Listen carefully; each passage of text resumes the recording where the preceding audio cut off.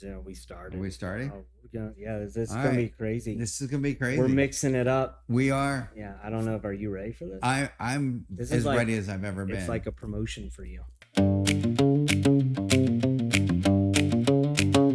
Counter to intelligence. All right, so everyone, I just want to have a big shout out to everyone. So thank you for coming to Counter to Intelligence. I am Tom, the debunker, and this is Ken the Bunker. And it has been days since we last talked. Everything has changed.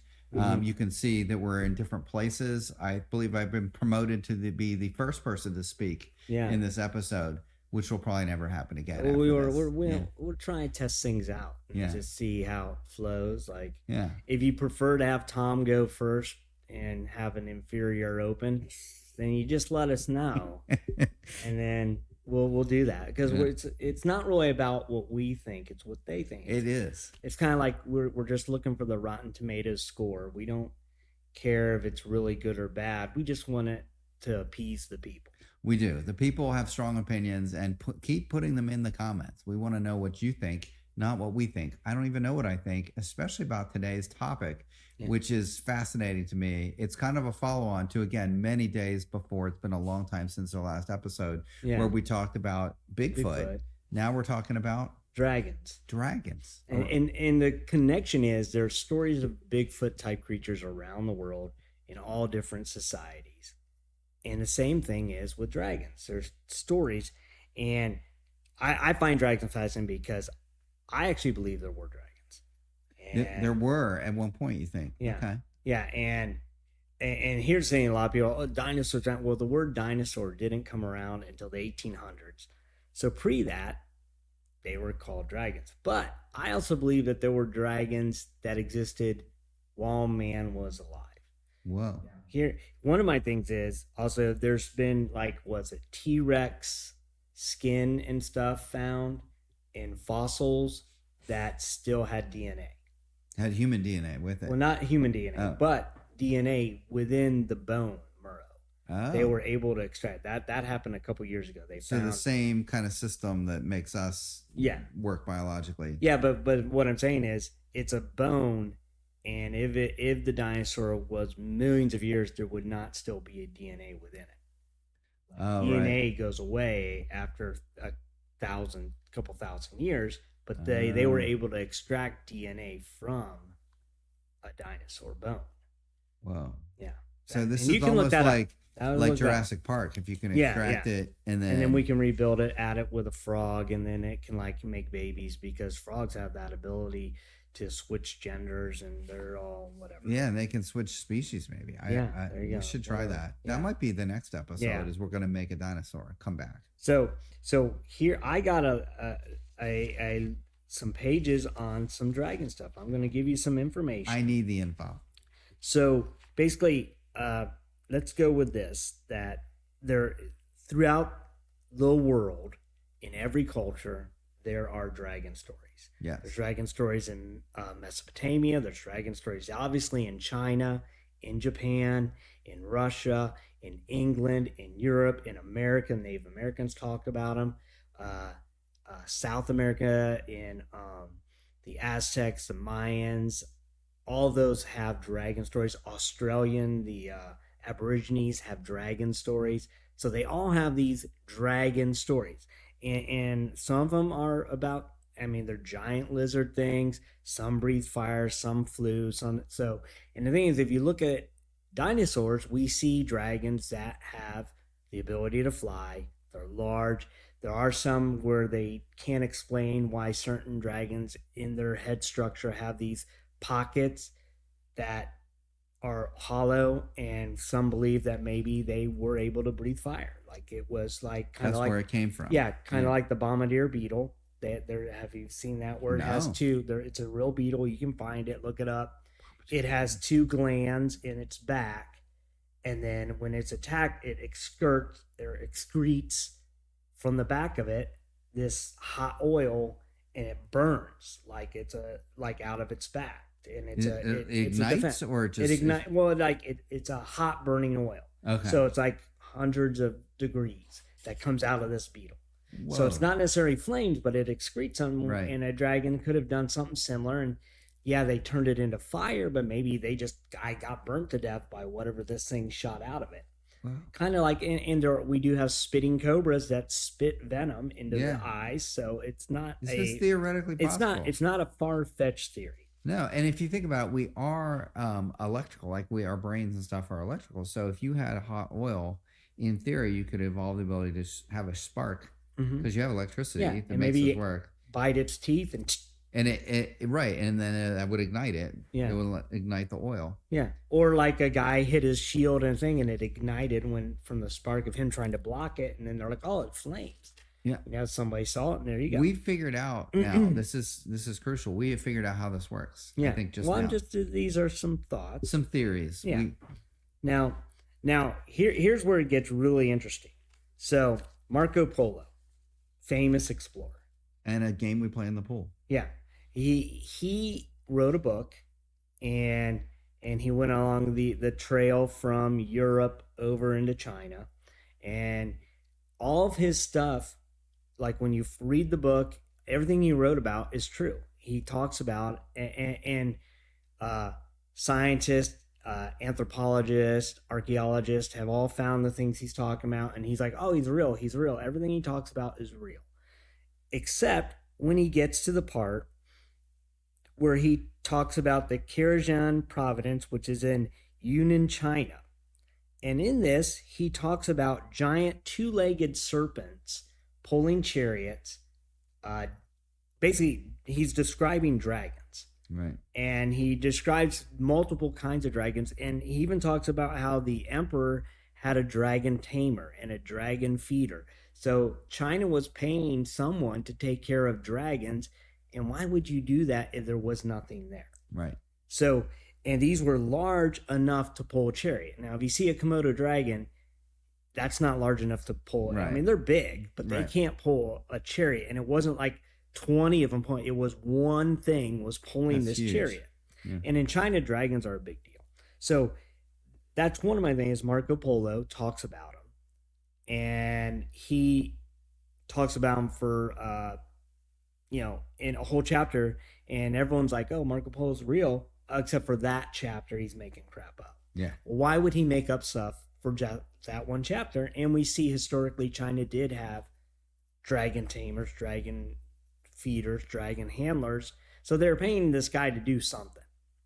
Now, one thing you got to understand about a lot of like reptilian bones, they disintegrate pretty quickly. Right. So the fact that we do have some dinosaur bones is amazing, but you're not going to get many. So you're saying there will not be physical evidence of these dragons?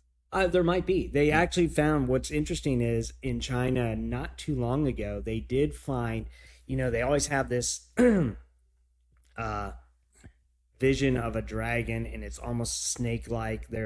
And they've had paintings of it, and it has a large head. Well, they found recently fossil evidence of a dragon or a dinosaur that looks like that. Look like that. Yeah. Whoa. So they've always painted their dragons to look this certain way, and now they finally found one, skeletal remains of it. And you can look it up. If you don't believe me, Google it. It's there, and I think it is actually in the Yunnan, China province, which would be even funnier because that's where he claimed to see these dragons.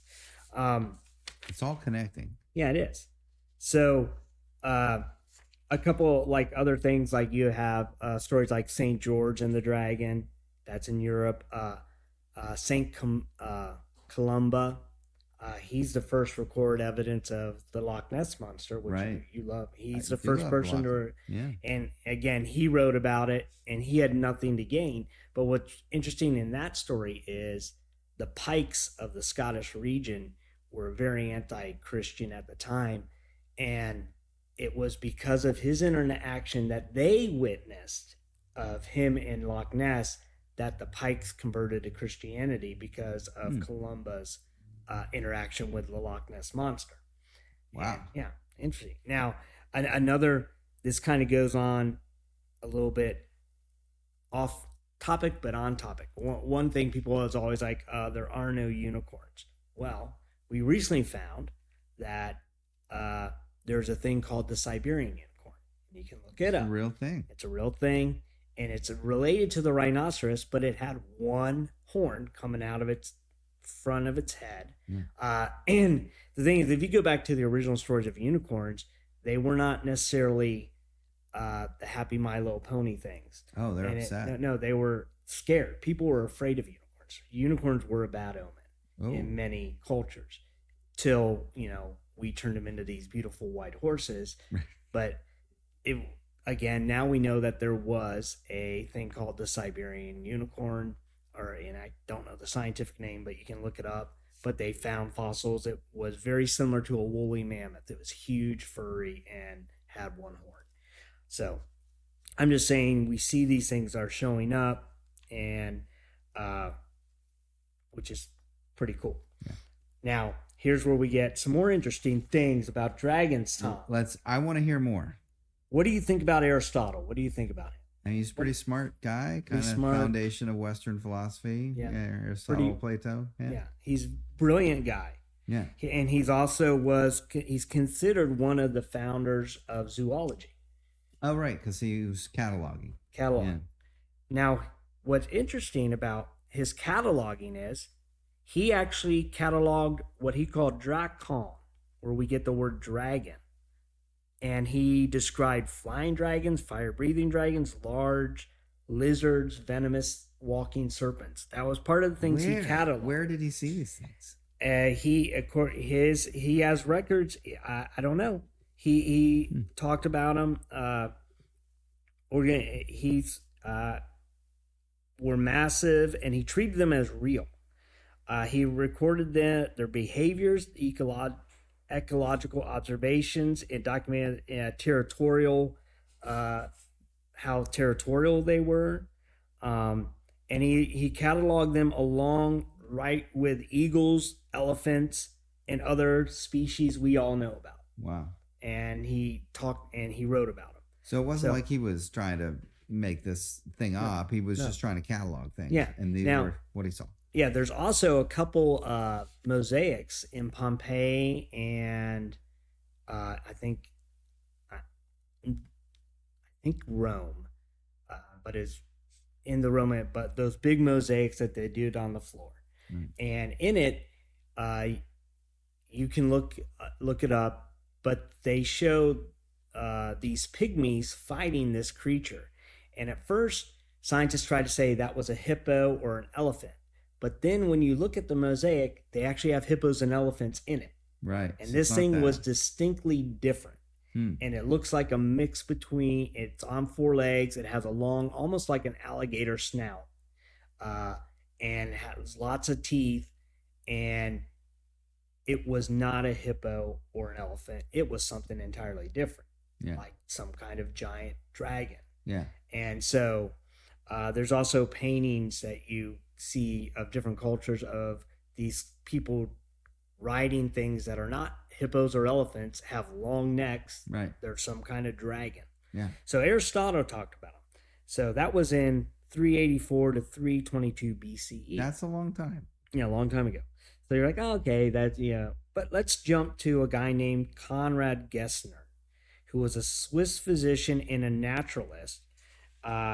He is considered to be one of the fathers of veterinarians. He was like Aristotle, and he was cataloging all the creatures that he knew about in the and he lived from 1516 to 1565. So that's over 1,000 years after Aristotle, and he was categorizing these creatures, and he was skeptic, but he categorized dragons as flying winged dragons, dragons that breathe fire. He believed there was also a guy named Pliny the Elder who also wrote about, and he was a compatriot of Aristotle. But this guy, Conrad Gessner, who was another father of zoology and veterinarianism, he believed in dragons and categorized them and took eyewitness accounts. He did also fought hoaxes because there were people back in the 1500s who were making fake, like mummified bodies of dragons or whatever, and he would denounce them. Like, Right. so because he believed they were real, and he thought these people who were making these fake dragons were hurting. So he's actually a debunker. Yeah, He's he like debunked. my side of the Yeah, he house. debunked things, but he also believed Right. that they were real, and he had real eyewitness testimony. So around the same time after he died, there was another guy named Edward Topsel from 1572 to 1625, and he was one of the other founders of modern veterinarianism and zoology. He was a cleric, and he wrote 2 books: the history of four-footed beasts in 1607, and Four-footed. and the history of serpents in 1608. And he had dragons in all of his early veterinarian and medical reference materials. And he dedicated an entire chapter to them, treating them as highly dangerous, venomous, but entirely tangible reptile classified in the regions. And he said that he found them in India, Ethiopia, and parts of Africa, is where he said they were still existed. Did he ever So, get a skeleton of one? I don't know, but he that's where he claimed, and that's interesting because a lot of that's where people think they are still over in Congo and that Yeah. kind of area, Yeah. in these dense jungle Dense, areas, like undisturbed. Yeah. And so this guy, he's still considered one of the fathers of veterinary medicine, and a lot of his diagrams and drawings are still in veterinary books because he Right. dissected these animals and stuff, and he has talks about dragons. A lot of people dismiss and say, "Oh, there's no dragon," but they're like, "Oh, dinosaurs." It's like they're the same thing. Right. I mean, that's the thing. Like in evolution, like they could have evolved different, bone structures, even the oil that, Yeah, in and- theory, Well, that's and here's the thing about like reptiles in general is, depending on the environment and the enclosure and where they're at, they will grow to a certain size. right. So like snakes, like anacondas, boa constrictors, pythons can grow to 15, 16, 30, 40, 50, 80 feet long in the right environment. Yeah. Chances are they won't, because the earth is not at the same level it was like even 50 years ago. Right. It's constantly changing. And at one point we were more of a greenhouse type of environment, Right. and it was warmer, and all reptiles thrive in warmth. Right. They're cold-blooded, so they need warmth, and the warmer it is, the bigger they'll get. And so you have these lizards that could have gotten humongous, like a couple hundred years ago, 1,000 years ago. The earth was probably different. It's constantly changing. So I think my mind is that they still exist. Dinosaurs still exist in certain parts of the world, but they're smaller because, one, they don't have the environment to grow to that length, and they don't have there's human Right. pushed them into smaller. We push them into smaller areas. Yeah.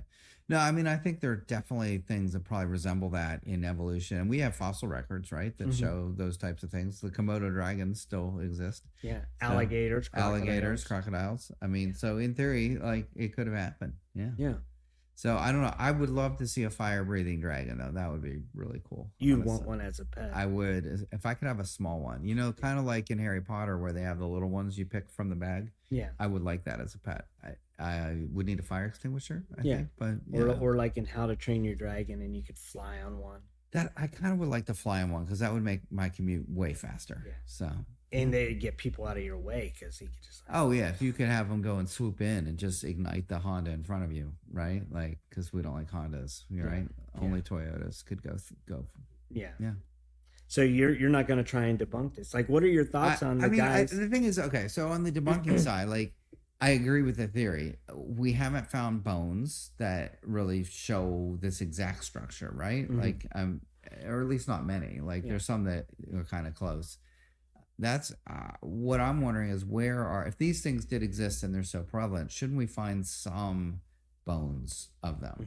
Shouldn't we find some evidence of them? Well, like they show, like in like if a deer, if you leave, or and there's also that place in Pennsylvania where you can donate your dead body, and you leave it out. They just leave it out in nature, and they categorize when, and then they kind of like within a year, if it's out in the open, it's just gone. It's like, just gone. You don't have any like because of the bugs and the animals, everything's got so it's like unless it was somehow preserved from like a massive flooding or mudslide or whatever, you don't get the fossils. Right. One thing I do find interesting, and I think is funny, or I don't know if it's funny.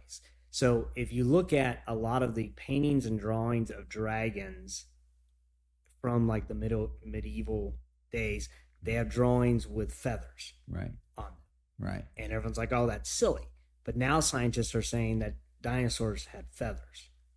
Oh, interesting. Yeah. If that you would look make at sense. like the paleontologists are saying the dinosaurs had feathers. Right. Because they evolved from some type of bird. Yeah, that's what they're saying. But they're saying, yeah, they had feathers. They ran around these giant like pterodactyls and T-Rexes had feathers. Yeah.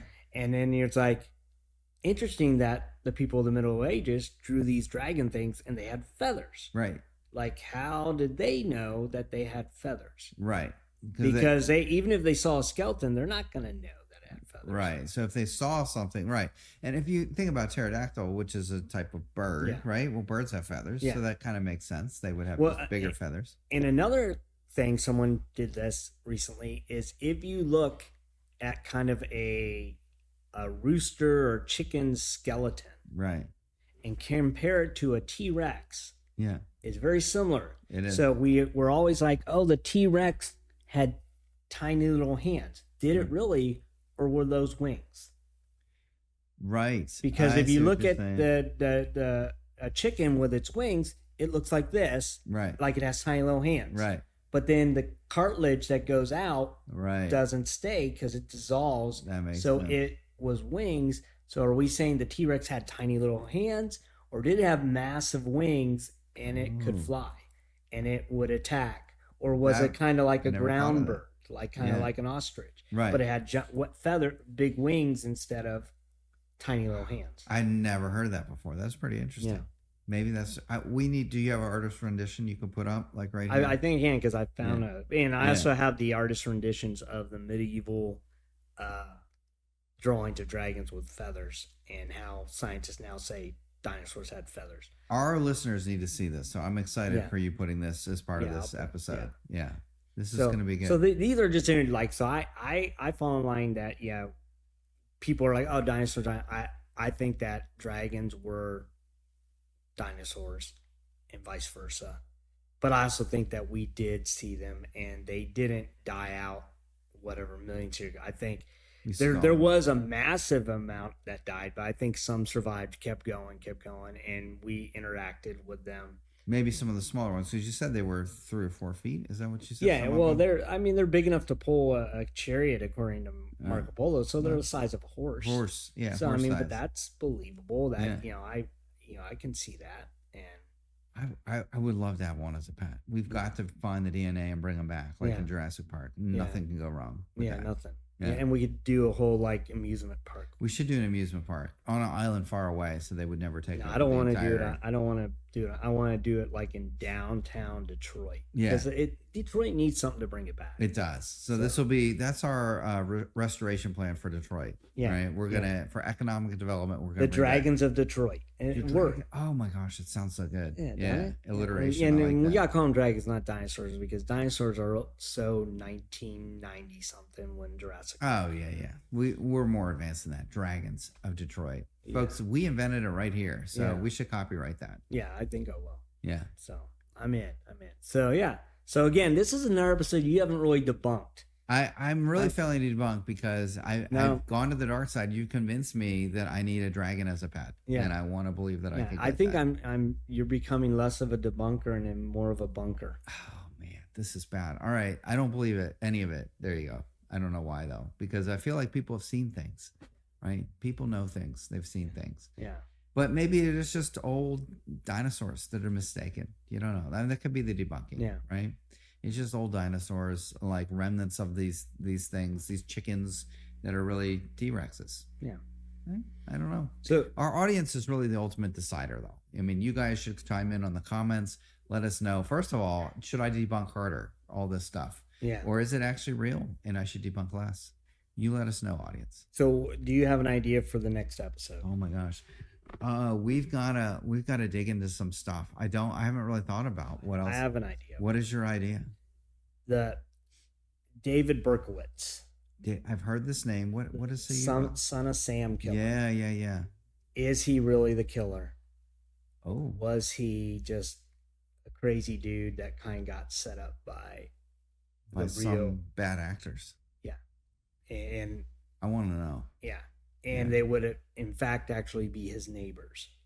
His neighbors did it. The owner of the dog that told him to kill people. So not the butler did it, but his neighbors did it, and because they owned the dog. Yeah, the dog that told him to kill people. The dogs. Now the cool thing is Netflix did a documentary on this, and there's a book about it. But I think it would be fun to talk about the whole case and why I think he may not have been the killer. Oh, I want to know. All right, I think our audience wants to know too. Yeah. So we should cue that up for the next episode. Yeah. Days from now. Yeah, we'll call it the Sons of Sam. All right, I like it. I like the episode title. Yeah. So all right, so we'll see you all next time. All right, thanks. I'm Tom, the debunker who failed to debunk now for several episodes. Yeah. I'm going to work on that. And I'm Ken, the bunker that's bunked him in. Yeah. So thanks for watching, folks, Yeah. and enjoy the next episode in many days from now. Yeah. And we'll probably be in different seats. We could, yeah. You'll be able to tell the difference. See you. Counter to intelligence. Counter to Intelligence is an Ends of the Earth production. Please be advised that Tom and Ken have absolutely no idea what they are talking about. No theories or conspiracies were harmed in the making of this podcast. This program is intended for entertainment purposes only.